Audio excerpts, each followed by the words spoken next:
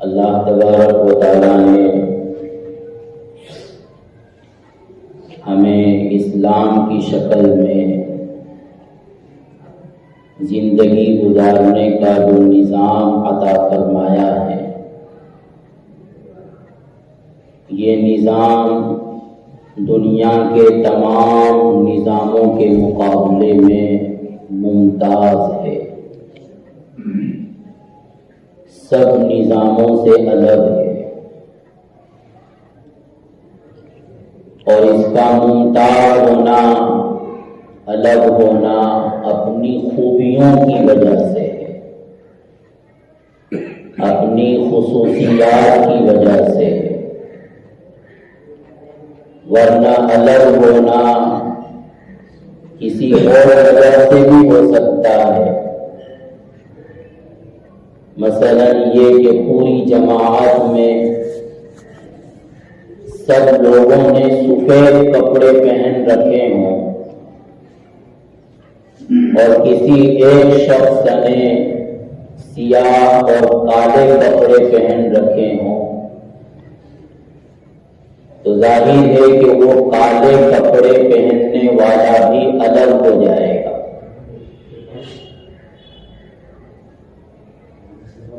یا سب لوگ بہت صاف ستھرے ہوں،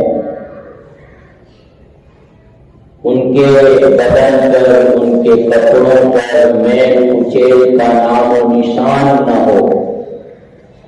ان کے بدن اور کپڑوں سے خوشبو مہک رہی ہو، اور ان کے درمیان ایک میلا کچیلا آدمی بیٹھا ہوا ہو، جس کے منہ سے، جس کے کپڑوں سے، جس کے جسم سے بدبو آ رہی ہو،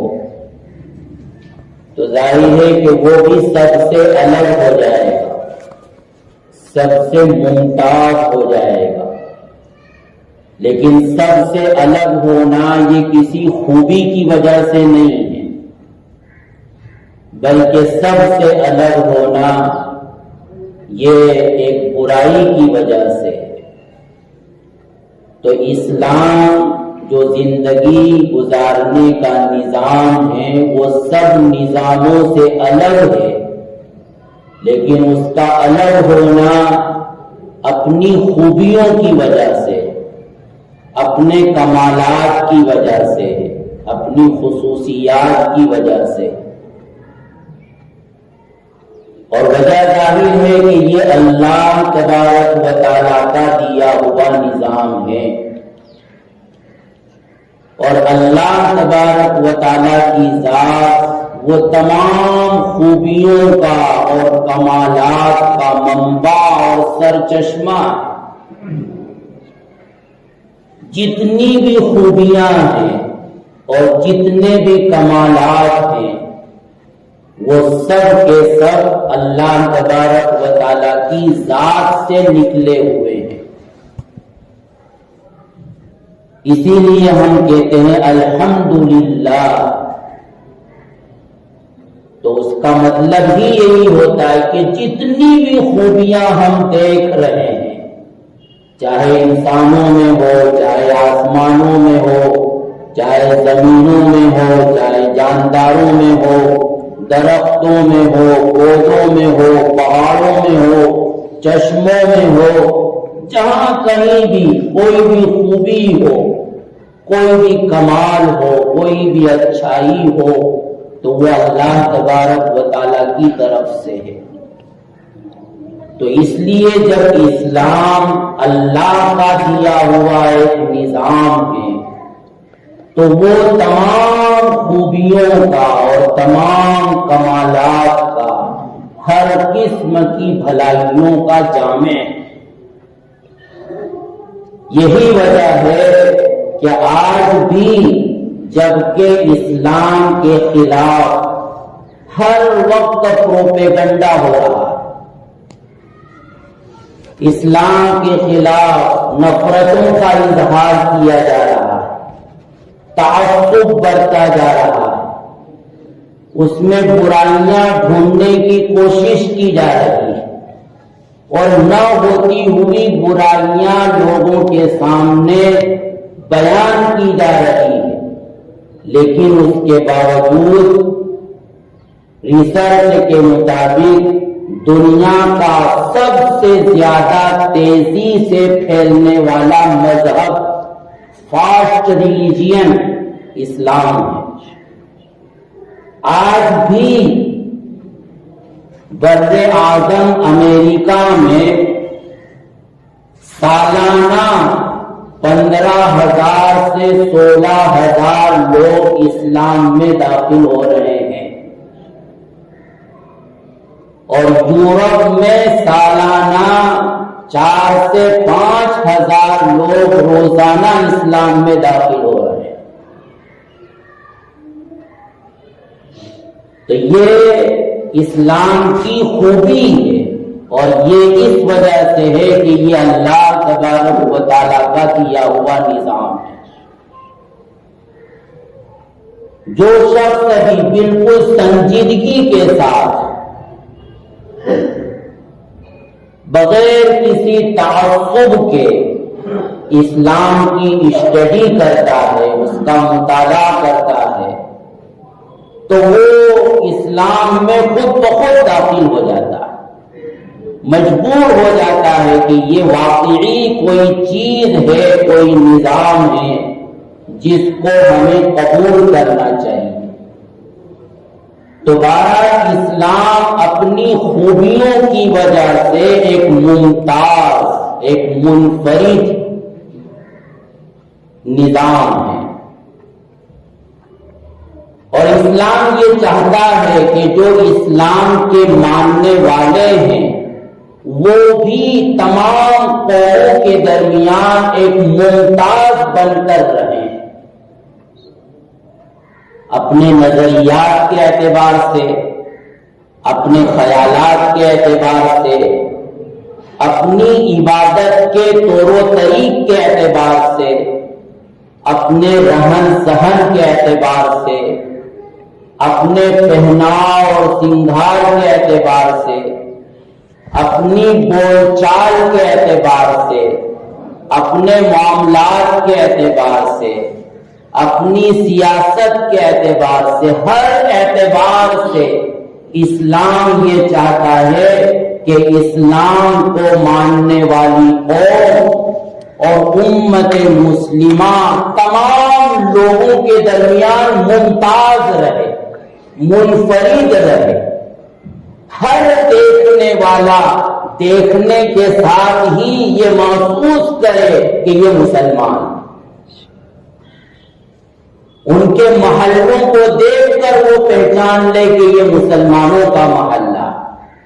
ان کے بازاروں کو دیکھ کر ایک اجنبی سمجھ لے کہ یہ مسلمانوں کا مارکیٹ، ان کے ڈسپلن کو دیکھ کر اجنبی یہ محسوس کر لے کہ یہاں مسلمان بستے ہیں، یہاں مسلمان رہتے ہیں، ان کے چہرے مکھرے سے اور ان کے پہناؤ سے اسلام کو ماننے والا مسلمان پہچانا جائے۔ اسی لیے اسلام کی ہر تعلیم دنیا کے سب نظاموں سے الگ ہے،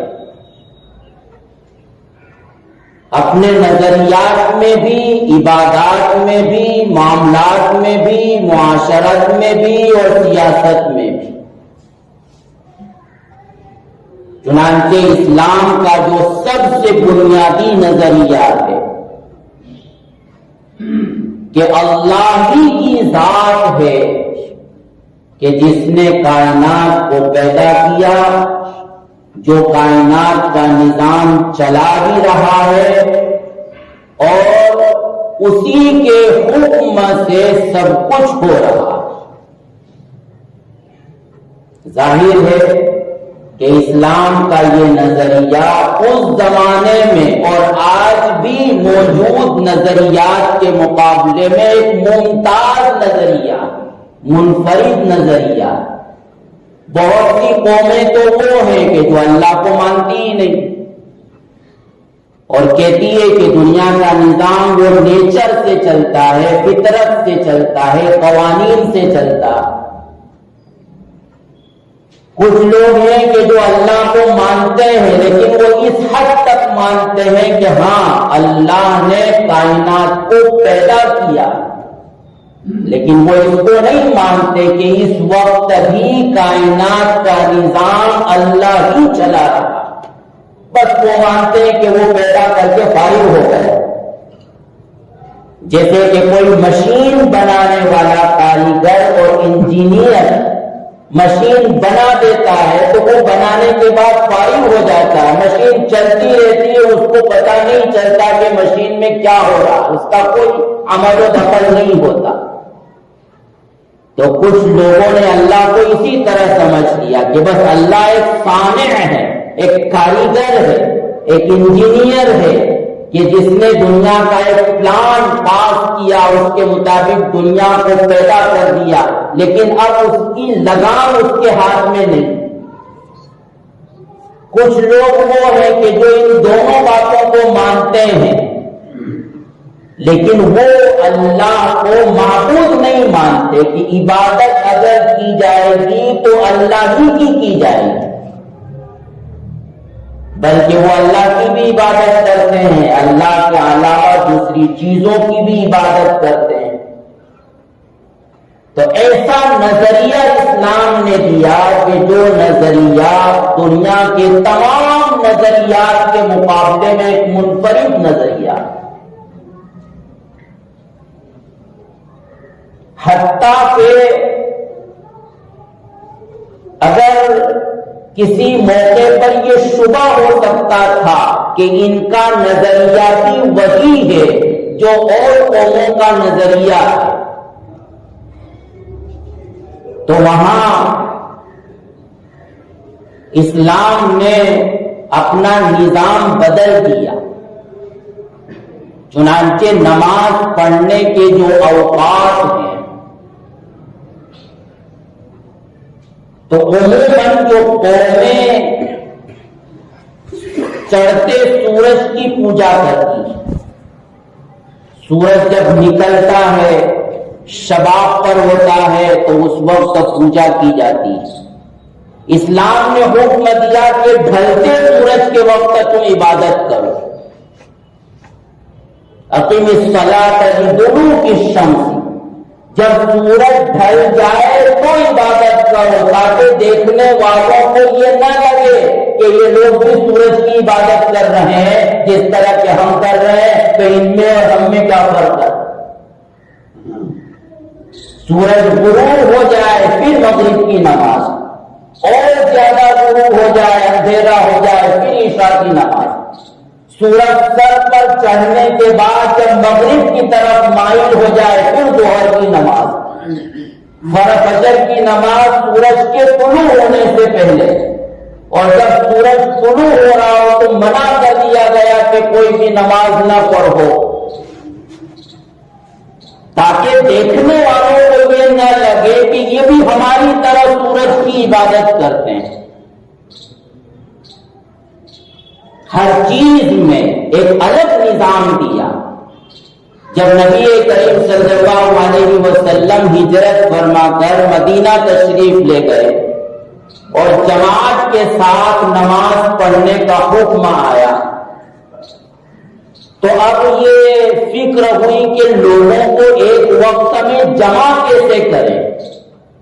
ظاہر ہے کہ وہ زمانہ کوئی گھڑی گھنٹے کا تو تھا نہیں کہ وقت متعین کر دیا جائے کہ 5:05 پر فجر کی نماز ہوگی تو سب مدینے والے اس وقت آ جائیں۔ تو اللہ کے رسول صلی اللہ علیہ وسلم نے صحابہ سے مشورہ فرمایا کہ اس سلسلے میں کیا کرنا چاہیے کہ سب لوگوں کو نماز کے وقت کا پتہ چل جائے، مسجد میں حاضر ہو جائے اور پھر ہم جماعت کے ساتھ نماز پڑھ لیں۔ کچھ لوگوں نے رائے دی کہ ناقوس یعنی بانسری بجا دی جائے تو اس کی آواز سے سب لوگوں کو پتہ چل جائے گا۔ اللہ کے رسول نے فرمایا کہ یہ یہودیوں کا طریقہ ہے۔ کچھ لوگوں نے کہا کہ ڈھول بجا دیا جائے، اللہ کے رسول نے فرمایا کہ یہ نصارہ کا طریقہ ہے۔ کچھ لوگوں نے کہا کہ آگ جلا دی جائے، بلندی پر آفزری کی تو سب کو پتا چلے گا کہ ہاں نماز کا وقت ہو چکا ہے۔ اللہ کے رسول نے فرمایا کہ یہ مجوسیوں کا طریقہ۔ تو اذان جو بذات خود ایک عبادت نہیں تھی بلکہ ایک اعلان تھا عبادت کا، اس اعلان میں بھی اس بات کو ملحوظ رکھا جا رہا ہے کہ ہمارا اعلان غیروں کے اعلان کی طرح نہ ہونا چاہیے بلکہ ایک الگ اعلان ہونا چاہیے۔ حتیٰ کہ پھر اللہ کی طرف سے وحی آئی اور یہ اذان کے کلمات بتلائے گئے کہ اس طرح تم نماز کا اعلان کیا کرو۔ نماز کے طریقوں میں یہود بیت المقدس کی طرف رخ کر کے نماز پڑھتے تھے، تو اسلام میں حکم آیا کہ بیت المقدس کی طرف رخ کر کے نماز نہیں پڑھنا ہے بلکہ اب کعبۃ اللہ کی طرف رخ کر کے نماز پڑھنا ہے، کہ ہماری نماز یہودیوں اور نصارہ کی نماز کی طرح نہ ہونا چاہیے، ان سے الگ ہونا چاہیے۔ روزوں کا معاملہ آیا تو حکم دیا گیا کہ افطار میں جلدی کرو اور سحری دیر سے کرو۔ کیوں کہ یہود تو سحری کرتے ہی نہیں تھے، بغیر سحری کے وہ روزہ رکھتے تھے، اور دوسری طرف افطار میں وہ دیر کرتے تھے، جب سورج غروب ہو جاتا، بہت اندھیرا ہو جاتا، ستارے جگمگانے لگتے تو پھر وہ افطار کرتے تھے۔ اللہ کے رسول نے فرمایا کہ امت کی خیر اس میں ہے کہ وہ افطار میں جلدی کرے، یعنی غروب ہونے کے ساتھ ہی جب غروب ہونے کا یقین ہو جائے تو افطار کر لے، اور فرمایا کہ ہمارے اور ان کے روزوں میں فرق یہ ہوگا کہ ہم سحری کرتے ہیں، وہ سحری نہیں کرتے، تو ہمارے روزے ان کے روزوں کی طرح نہ ہونا چاہیے، ہمارے روزے الگ ہونا چاہیے۔ تو ایک الگ نظام دیا، ہر چیز میں ایک الگ نظام دیا۔ عاشورے کے روزے کی تاکید فرمائی، لیکن پتا چلا کہ یہود بھی عاشورہ کا روزہ رکھتے ہیں، کیونکہ وہ حضرت موسیٰ علیہ السلام کو نبی مانتے تھے جس طرح کہ ہم مانتے ہیں۔ تو اللہ کے رسول نے فرمایا کہ نہیں، اگر یہود بھی روزہ رکھتے ہیں تو پھر ہمارا نظام چونکہ سب نظاموں سے الگ ہے، تو اس لیے ہم عاشورے کے ساتھ ایک دن پہلے کا بھی روزہ رکھیں یا ایک دن بعد کا بھی روزہ رکھیں، تاکہ ہمارا عاشورہ کا روزہ ان کے عاشورے کے روزے کی طرح نہ ہو جائے۔ حج میں بہت سے کفار بھی جاہلیت میں اسلام سے پہلے حج کیا کرتے تھے، کیونکہ ابراہیم علیہ السلام کی شریعت کی بہت ساری چیزیں ان کے درمیان موجود تھی، تو ان میں جو قریش کا قبیلہ تھا وہ مزدلفہ جا کر ٹھہر جاتا تھا، عرفات نہیں جاتا تھا، اور یہ کہتے تھے کہ ہم تو حرم کے رہنے والے ہیں تو ہم حرم میں رہیں گے، حرم سے باہر نہیں جائیں گے، اس لیے کہ عرفات کا میدان حدود حرم کے باہر۔ تو اللہ کے رسول صلی اللہ علیہ وسلم نے جب سن ہجری 10 میں حج فرمایا تو آپ نے مزدلفہ میں قیام نہیں کیا، بلکہ مزدلفہ میں ٹھہر کر پھر آپ عرفات چلے گئے۔ پھر واپسی میں جب رات میں مزدلفہ میں ٹھہرے تو اب تک جاہلیت کا عمل یہ تھا کہ وہ سورج کے طلوع ہونے کا انتظار کرتے تھے، اور جب سورج طلوع ہو جاتا تھا تو پھر وہ مزدلفہ سے مدینہ جاتے تھے۔ اللہ کے رسول صلی اللہ علیہ وسلم نے صبح صادق ہونے کے بعد فوراً نماز پڑھی اور کچھ دیر آپ نے وہاں وقوف فرمایا، اور جب اچھی طرح روشنی ہو گئی تو سورج طلوع ہونے سے پہلے ہی آپ پہنچ گئے مینا، اور سورج کے طلوع ہونے کے بعد فوراً آپ نے جمرات کی رمی کر دی۔ تو حج کے عمل کو بھی آپ صلی اللہ علیہ وسلم نے دوسری قوموں کے عمل سے ممتاز بنایا کہ ہمارا حج دوسری قوموں کے حج کی طرح نہ ہونا چاہیے، اور یہ سب عبادات کے معاملات نہیں ہیں، بلکہ رہن سہن میں اور اٹھنے بیٹھنے میں بھی، معاملات میں بھی، سیاست میں بھی۔ مکہ المکرمہ میں اللہ کے رسول جب تک تھے تو وہاں کے لوگوں کا یہ طریقہ تھا کہ وہ بالوں میں مانگ نکالتے تھے۔ تو اس زمانے میں اللہ کے رسول صلی اللہ علیہ وسلم نے مانگ نکالنا چھوڑ دیا، اپنے بالوں کو سیدھا رکھتے تھے کہ ہم الگ دکھنا چاہیے کہ یہ ہے محمدی، یہ ہے مسلمان۔ مدینہ جب اللہ کے رسول صلی اللہ علیہ وسلم گئے تو وہاں یہودی مانگ نکالتے تھے، وہاں یہودی اپنے بالوں کو سیدھا رکھتے تھے۔ تو پھر اللہ کے رسول صلی اللہ علیہ وسلم نے مدینہ جا کر مانگ نکالنا شروع کر دی، اور پھر جب عرب میں دونوں طریقے ہو گئے تو پھر آپ نے دونوں طریقوں کی اجازت دے دی۔ لیکن جب تک ایک خاص قوم کی علامت تھی تو وہاں اللہ کے رسول صلی اللہ علیہ وسلم نے ان سے اپنے آپ کو الگ کرنے کے لیے ایک نیا طریقہ ایجاد فرمایا۔ حالانکہ بالوں کا معاملہ کوئی بہت بڑا معاملہ نہیں ہے، لیکن آپ نے یہ بھی گوارا نہیں کیا کہ ہمارے بالوں کی اسٹائل ایسی ہو جیسے کہ غیر قوموں کے بالوں کی اسٹائل ہو۔ ایک صحابی بیٹھے ہوئے تھے، بہت سی مرتبہ یہ ہتھیلی کو پشت پیچھے کی طرف رکھ کر اور ٹیک لگا کر بیٹھ جاتے ہیں۔ اللہ کے رسول نے ان کو تنبیہ بھی فرمائی اور فرمایا کہ یہ مغضوب علیہم کے بیٹھنے کا طریقہ، ان لوگوں کے بیٹھنے کا طریقہ ہے جن پر اللہ کا غضب نازل ہوا۔ گویا تمہارے بیٹھنے کا طریقہ بھی غیر قوموں کے بیٹھنے کے طریقے سے الگ ہونا چاہیے۔ اگر کوئی خاص شعار ہے کسی قوم کا، بیٹھنے کا خاص علامت ہے ان کے بیٹھنے کی، تو اس طرح بیٹھنے سے اپنے آپ کو بچانا چاہیے، کیونکہ یہ اسلام چاہتا ہے کہ اس امت مسلمہ تمام قوموں کے درمیان ممتاز رہے، ان کی شناخت، ان کی پہچان ہونا چاہیے۔ کوپ پر ہاتھ رکھنا نماز میں اللہ کے رسول نے اس سے منع کر دیا اور کہا کہ یہ مغضوب علیہم کا طریقہ۔ تو چھوٹے چھوٹے معاملات، ایک مرتبہ اللہ کے رسول صلی اللہ علیہ وسلم صحابہ کسی سفر میں تھے، اللہ کے رسول بھی ساتھ تھے، تو آئندہ کل کے لیے آپ صلی اللہ علیہ وسلم ہدایت دے رہے تھے کہ ہمیں آئندہ کل وہاں پہنچنا ہے۔ تو آپ نے فرمایا کہ تم اپنی سواریوں کو درست کر لو، اصلحوا رکابکم، اور فرمایا کہ تم اپنے لباس کو درست کر لو، اور کہا کہ حتی تکونوا کالشامۃ فی الناس، کہ کل جب وہاں تم پہنچو تو تم ایسے محفوظ ہونا چاہیے کہ یہ ہے محمد کے اصحاب، جیسے کہ انسان کے بدن میں تل ہوتا ہے۔ انسان کے بدن میں تل ہوتا ہے کہیں تو وہ بالکل الگ نظر آتا ہے، چھوٹا سا سیاہ دھبا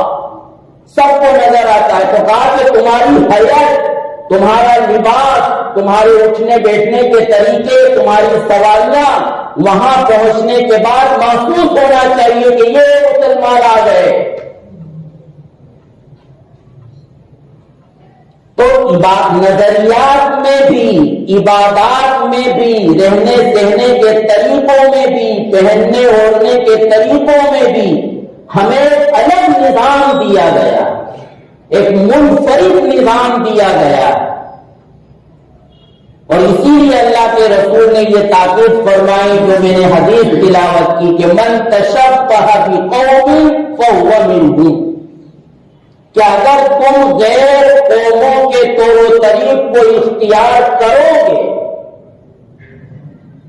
تو تم بھی انہی میں سے ہو جاؤ گے، تمہارا حشر انہی لوگوں کے ساتھ ہوگا۔ اسی لیے ایک زمانے میں جو انگریز اس ملک میں ہمارا سب سے بڑا دشمن تھا،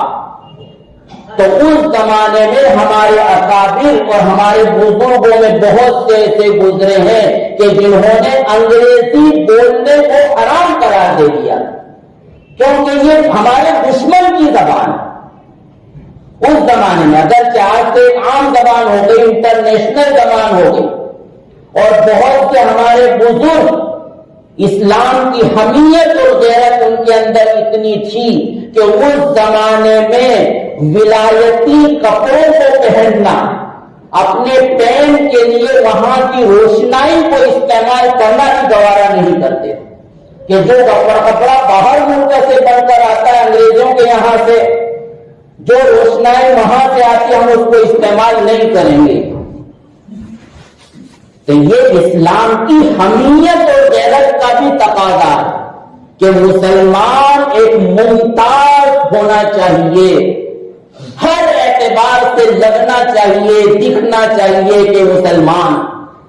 اس زمانے میں لوگ داڑیاں کٹاتے تھے اور مونچھیں بڑی بڑی رکھتے تھے۔ اللہ کے رسول نے فرمایا کہ جو مونچھیں بڑی رکھے گا وہ ہم میں سے نہیں ہے۔ یعنی یہ رہن سہن کے طریقے بھی، چہرے مکھڑے بنانے کے طریقے بھی اور لباس پہننے کے طریقوں میں بھی اللہ کے رسول نے یہ چاہا ہے کہ امت مسلمہ ممتاز رہے۔ اور دوستو یہ معمولی چیز نہیں ہے، یہ یہاں یہ نہ دیکھیں ہم کہ کون سی چیز حرام ہے، کون سی چیز مکروہ ہے، کون سی چیز جائز ہے، لیکن یہ قوموں کے مرتد ہونے کا ایک دروازہ۔ جب کوئی بھی قوم اپنی معاشرت میں، رہن سہن کے طریقوں میں، کھان پان کے طریقوں میں، بول چال کے طریقوں میں، زندگی گزارنے کے طریقوں میں اپنی خصوصیات کو چھوڑ دیتی ہے اور غیروں کی خصوصیات کو اختیار کر لیتی ہے، تو پھر اس قوم کا وجود قوم کی حیثیت سے باقی نہیں رہتا۔ دنیا میں بہت سی ساری قومیں بستی ہے کہ جو اپنی خصوصیت رکھتی تھی، امتیاز رکھتی تھی، لیکن جب انہوں نے دوسری قوموں کے طریقوں کو اختیار کر لیا تو آج اس قوم کا کوئی وجود بھی نہیں، کوئی جانتا بھی نہیں کہ اسلام کی کوئی قوم دنیا میں گزری، سب ایک جیسے ہو گئے۔ اور تاریخ یہ بتلاتی ہے اور بزرگوں کا یہ کہنا ہے کہ جس طرح نماز اسلام میں داخل ہونے کا دروازہ ہے، ایسے ہی معاشرت اسلام سے نکلنے کا دروازہ ہے۔ جب ہم اپنے رہن سہن میں اور اپنی معاشرت میں اور اپنی سوسائٹی میں غیروں کے طریقوں کو اختیار کر لیں گے اور پھر ہمارا اسلام ہونے کی ہمارے اندر کوئی شناخت باقی نہیں رہے گی، تو پھر یہ ہوگا کہ آہستہ آہستہ ہمارے نظریات بدلیں گے، ہمارے طور و طریق بدلیں گے اور ہماری نسلیں بھی غیر محفوظ طریقے پر اسلام سے نکل جائیں گی اور ہمیں پتہ بھی نہیں چلے۔ تو اس لیے دوستو ہمیں اللہ کا شکر ادا کرنا چاہیے کہ اللہ تبارک و تعالیٰ نے ہمیں اتنی خوبیوں کا حامل اور کمالات کا حامل اور بہت جامع زندگی کا ایک نظام دیا۔ اس نظام کو اپنا کر ہم اپنے آپ کو ایک ممتاز بنائیں، ہم اپنے آپ کو ایک منفرد بنائیں،